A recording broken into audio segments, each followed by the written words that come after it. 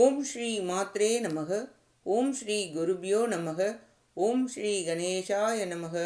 ஓம் ஸ்ரீ சுப்பிரமணிய சுவாமினே நமக. ஓம் நம சிவாய சிவாய நமக. திகட சக்கர செம்முகம் மைந்துளான் சகடச் சக்கர தாமரை நாயகன் அகட சக்கர இன்மணியா உரை விகடச் சக்கரன் மெய்பதம் போற்றுவாம். அருவமும் உருவும் ஆகி அநாதியாய் பலவாய் ஒன்றாய் பிரம்மமாய் நின்ற ஜோதி பிழம்பு அதுவோர் மேனியாக கருணை கூர் முகங்கள் ஆறும் கரங்கள் 12 கொண்டே ஒரு திருமுருகன் வந்தாங்கு உதித்தனன் உலகம் உய்ய. அனைவருக்கும் என் அன்பான வணக்கம். கச்சியப்பர் அருளிய கந்தபுராணத்தில் இன்று கயமுகன் உற்பத்தி படலம். ஒரு சமயம் தேவர்கள் இந்திரனை அரசனாக கொண்டு சொர்க்கத்தில் இன்பமாக வாழ்ந்தனர். பல அசுரர்கள் வாடி வருந்தி பலம் இழந்து சுக்கிராச்சாரியாரிடம் துன்பம் நீங்க வழி கேட்டனர். காயத்தின் மேல் சந்தனம் பூசுவது போல் வருந்தாதீர்கள் என ஆறுதல் வார்த்தை கூறி வசிஷ்டரின் வம்சத்தில் தோன்றிய மாகதன் என்பவன் நல்ல அறிஞன், வேதங்கள் அனைத்தும் உணர்ந்தவன். அவர் வீடு வேற்றினிற்காக தவம் செய்கிறான். அந்த முனிவரை நம் அசுரக்குலப் பெண் மூலம் சந்தித்து மனம் புரிந்தால் யானை முகம் கொண்ட அசுரன் பிறப்பான். குலத்தலைவனாகவும் தவத்தில் மேலானவனாகவும் விளங்குவான். சிவனின் அருளால் உலகையே ஆழ்வான் எனக் கூறினார் சுக்கிராச்சாரியார். தம் இருப்பிடம் வந்து நல்ல அசுர குலப்பெண்ணான விபுதையை பார்த்து எங்களை காப்பாற்ற இதுவே வழி எனக் கூற அவள் சம்மதித்து அசுரர் குலத்தை தழைக்க அம்முனிவர் தவம் செய்து வரும் மேருமலையை அடைந்தாள். அவரின் கடுந்தவத்தை பார்த்து தானும் எதிரில் அமர்ந்து தவம் புரியலானாள்.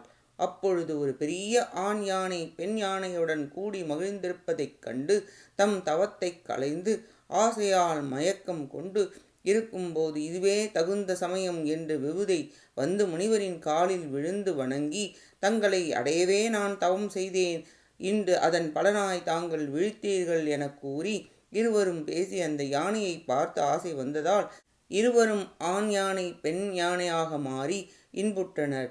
அதனால் மிகவும் வலிமை வாய்ந்த விஷம் போல யானை உருவில் உலகை அழிக்கும் இடி ஓசை போல் பேரொளி எழுப்பு கொண்டு அசுரன் வந்து தோன்றினான். பல வீரர்கள் எண்ணற்றவர்கள் தோன்றினர். கயமுகாசுரன் தாய் தந்தையை பார்த்ததும் பழைய உருவம் நீங்கி முனிவர் விபுதையை பார்த்து அனைத்தையும் உணர்ந்து கொண்டு விதியின் வலிமை இது என நினைத்து வருந்தினார். விபுதை தான் வந்த உண்மை காரணம் கூறிவிட்டு பின் அசுர குலத்தை காக்க கயமுகாசுரனையும் வீரர்களையும் அழைத்து கொண்டு அசுரேந்திரனிடம் சென்று நடந்தவற்றை கூற மிக்க மகிழ்ச்சி அடைந்தான் அசுரேந்திரன். கயமுகாசுரன் தன் வீரர்களுடன் அனைத்துலகங்களுக்கும் சென்று அனைவரையும் தன் வலிமையால் வெற்றி கொண்டு துன்பப்படுத்தி வாழ்ந்தான். தேவர்களும் முனிவர்களும் வேத முறை ஒழுக்கம் கெட்டு மிகவும் உள்ளம் தளர்ந்தனர்.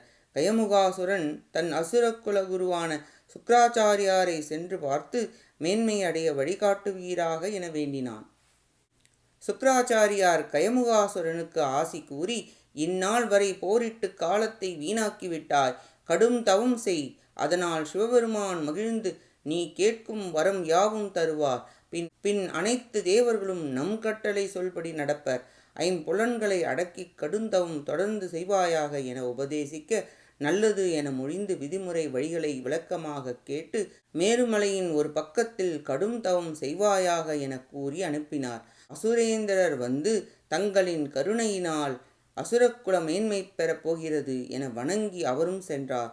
குளித்து சூரிய வழிபாடு செய்துவிட்டு பிரணவத்துடன் திரு ஐந்தெழுத்தை எண்ணி அறிவுக்கு அறிவாய் உயிருக்கு உயிராய் விளங்கும் பரம்பொருளான சிவபெருமானை மனதில் தியானித்தான். 1000 ஆண்டுகள் புல்லும் 1000 ஆண்டுகள் நீரையும் 1000 ஆண்டுகள் காற்றையும் உட்கொண்டு 3000 ஆண்டுகள் கடுந்தவம் செய்தான். பின் தீ நடுவில் நின்று தவம் செய்தான். தேவர்கள் நடுங்கி அஞ்சினர். அசுரர்கள் போற்றி மலர்களை தூவினர். சிவபெருமான் ரிஷபாரூடராக கயமுகாசுரனின் முன் தோன்றி மகிழ்ந்து என்ன வரம் வேண்டும் என கேட்க, என்னை யார் எதிர்த்தாலும் அவர்கள் புறம் கொடுத்து செல்லுதல் வேண்டும், ஆயுதங்களாலும் படைக்கருவிகளாலும் தெய்வப் படைகளாலும் எதுவாகினும் அவற்றால் அழியாத வலிமையை தந்தருளல் வேண்டும். எனக்கு மரணம் இல்லாத வாழ்க்கை வேண்டும். தேவர்கள், மக்கள், விலங்குகள் மற்ற கூட்டங்களாலும் இறக்காமல் இருக்க வரம் வேண்டும். செங்கோலுடன் ஆணை சக்கரம் தாங்கி அரசாட்சி புரிதல் வேண்டும். மீண்டும் பிறவாத வரம் வேண்டும் என்று வேண்ட அவை யாவற்றையும் பெருக என கொடுத்தருளினார். அசுரேந்திரனும் சுக்கராச்சாரியரும் மிகவும் மகிழ்ந்து வெற்றி உண்டாகுக என வாழ்த்துகள் கூறினர். மதங்கபுரி என்னும் நகர் உருவாக்கி அசுரதச்சன் மூலமாக நாவலந்தீவில் தெற்கு திசையில் ராஜமனை அமைத்து மதங்கபுரம் என்று பெயர் வைத்து அனைத்து வசதிகளுடனும் அனைத்து வீரர்களும் சூழ தன் இருப்பிடம் சென்று விசித்திரகாந்தி என்பவளை முதலில் மணந்து மற்றும் அனைத்து குல மகளிர்களையும் மணந்து மகிழ்ச்சியுடன் வாழ்ந்தான். தேவர்கள் அவன் கட்டளையை பணிந்து வணங்கி செய்தனர். பல கொடுமைகளை செய்தான். தேவர்கள் கையிலை மலை சென்று சிவபெருமானிடம் முறையிட்டனர். சிவபெருமான் உமையம்மையை அழைத்து கொண்டு பூஞ்சோலையில் உள் சென்றார். அனைத்து மரங்களும் செடிகளும் கொடிகளும் பூக்களை சொரிந்தன. ஒரு சித்திர மண்டபத்தை கண்டார். உமையம்மை இருவரும் அங்கு செல்ல பல ஓவியங்களின் மத்தியில் சிவபெருமானின் ஆணையால் ஓம் என்னும் பிரணவ எழுத்து ஒன்றே ஆண் பெண் யானைகள் போல் காட்சியளித்தன. உமையம்மையின் பார்வையின் சக்தியால் அவ்வாறு இரு யானைகள் திரும்ப பிரணவ எழுத்தாக விளங்கியது. சிவபெருமான் உமையம்மை இருவரின் பார்வை பட்டு அந்த ஓவிய பிரணவத்திலிருந்து யானை முகம் கொண்ட 5 கரங்களும் 3 கண்களும் கருணை பொருந்திய முகம் 3 மதங்கள் 6 போல் பாய ஒரு சிறுவன் தோன்றினான். ஒருமுகத்தன்மையுடன் 4 வேதங்களின் உண்மை பொருளாய் சிவபெருமானே என நினைக்கும்படி மனத்துன்பங்கள் போக்கும் அஞ்ஞானம் போக்கி ஞானத்தை தரவல்ல விநாயகப் பெருமான் அவதரித்தார். தாய் தந்தையரை வணங்கி தழுவி இருவரும் எல்லையிலா திருவருள் புரிந்தனர். எத்தகையவர் ஆயினும் உன் திருவடியில் வணங்கி பணிந்து செயல்பட்டால் அவர்கள் எண்ணம் முற்றுபெறும், நிறைவேறும். வழிபடாதவர்களுக்கு இடையூறுகள் வரும் எனவும் தலைமைத்தன்மை ஏற்று நல்லொருள் புரிந்திடுவாயாக என மொழிந்தனர். கயமுகாசுரனின் வலிமையை அழித்தும் திருமாலின் சாபத்தை நீக்கி அருளுவாயாக எனவும் சிவபெருமான் கருணை கூறி அருளினார். பூதகணங்கள் படை வீரர்களாக வருவர் என ஆசி கூறி சோலையிலிருந்து திரும்பி சென்றனர். சிவபெருமான் உமையம்மையின் புதல்வர் என அனைவரும் மகிழ்ந்து நந்திதேவர், பிரம்மா, திருமால், இந்திரன், பூதகணங்கள் அவரை பணிந்து வணங்கினர். ஒரு சமயம் திருமால் உள்ளே வர சிவபெருமானும் உமையம்மையும் தாயம் விளையாட்டு விளையாட தோற்றவர்கள் வெற்றி பெற்றவரிடம் தம் அனைத்து அணிகலன்களையும் தர வேண்டும் என கூறி சாட்சியாக திருமாலை வைத்தனர். சரியென அவர் கூறி விளையாட்டை ஆரம்பித்தனர். பலகை காய்களை சரியாக வைத்து முறைப்படி ஆட சிவபெருமானும் உமையம்மையும் எதிரெதிரே அமர முதலில் தாயக்கட்டையை உருட்டினார் சிவபெருமான். அடுத்து உமையம்மை என விளையாடி கொண்டிருக்கும் பொழுது நடம், துருத்தி, வெடி, குழூவு என குறிகளை கூறி காய்களை வெட்டினர். இவ்வாறு விளையாடி கொண்டிருக்கும் பொழுது சிவபெருமான் உமையம்மையிடம் தோற்றார். ஆனால் உமையம்மையை நீதான் தோற்றாய் எனக் கூற, உன் ஆபரணங்களை எனக்குத்தா எனக் கூற, உமையம்மை நான் தோற்கவில்லை, நீங்கள்தான் என்னிடம் தோற்றீர்கள் எனக் கூறி திருமாலை பார்த்து சாட்சியாக உள்ள நீர் நடுவுநிலை நின்று கூறுக என்று மொழிந்தாள். திருமால் ஆட்டத்தில் வெற்றி பெற்றவர் சிவபெருமானே எனக் கூற உமையம்மை சினம் கொண்டு, மாயை செயல் செய்யும் நீ மனமயக்கத்துடன் தவறாக கூறியதால் நீ பாம்பாகாவா என உமையம்மை சபித்தாள். திருமால் பாம்பு உருவம் பெற்றார். சிவபெருமானை வேண்டினார். நீங்க வழி வேண்டினார். என்னிடம் கொண்ட அன்பால் இவ்வாறு கூறினாய், உன் துன்பத்தை நீக்குவோம். திருவாலங்காடு என்ற தலத்தில் சென்று ஆலமர பொந்தில் தவம் செய்வாயாக. அங்கு விநாயகன் வருவான். நீ அவனை வணங்க உன் சாபம் நீங்கும் என்றருளினார். அவ்வாறே திருமால் திருவாலங்காட்டிற்கு சென்று ஆலமர பொந்தில் தவம் செய்து வந்தார்.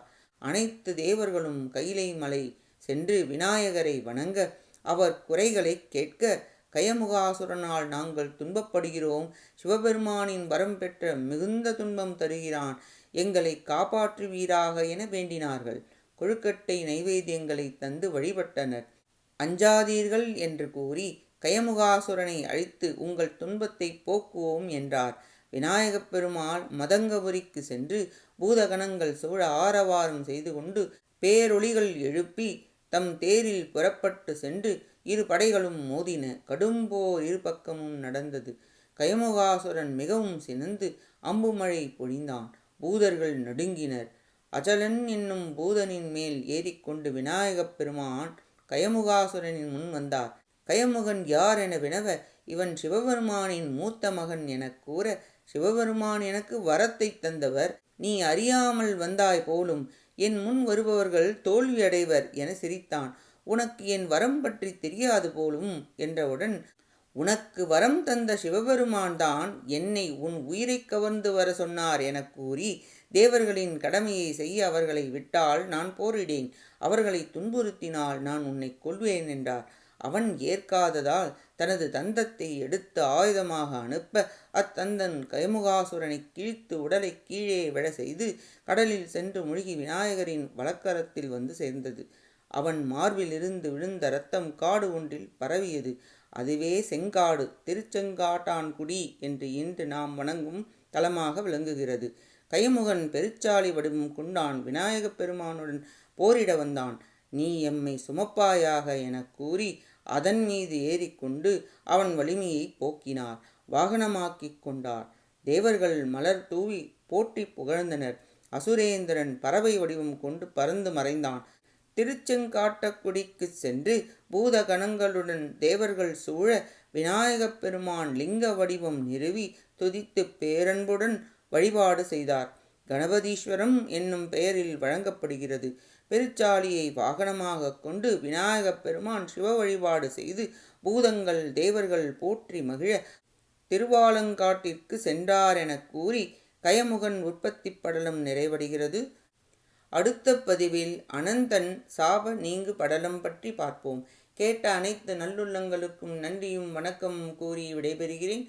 மூவிரு முகங்கள் போற்றி, முகம்பொழி கருணை போற்றி, ஏவரும் துதிக்க நின்ற ஈராறு தோள்கள் போற்றி, காஞ்சி மாவடி வைகும் செவ்வேல் மலரடி போற்றி, அண்ணான் சேவலும் மயிலும் போற்றி, திருக்கைவேல் போற்றி போற்றி. ஆறிரு தடந்தோள் வாழ்க, ஆறுமுகம் வாழ்க, வெப்பை கூரிசை தனிவேல் வாழ்க, குக்குடம் வாழ்க, செவ்வேள் ஏரிய மஞ்சை வாழ்க, யானைத்தன் அணங்கு வாழ்க, மாறிலா வள்ளி வாழ்க, வாழ்க சீரடியாரெல்லாம்.